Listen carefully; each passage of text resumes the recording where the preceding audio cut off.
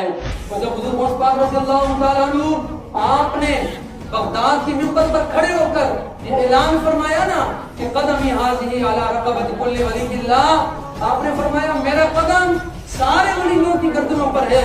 آپ نے جب اعلان فرمایا نا تو کائنات کے اندر جتنے بھی ولی تھے سب نے اپنی گردنوں کو جھکایا. ہاں، سب نے اپنی گردنوں کو جھکایا. اور خراسان کے اندر خواجہ خواجگان، خواجہ ہند الولی، خواجہ معین الدین چشتی میری رحمت اللہ علیہ، آپ نے خراسان کے پہاڑوں سے ندا دی.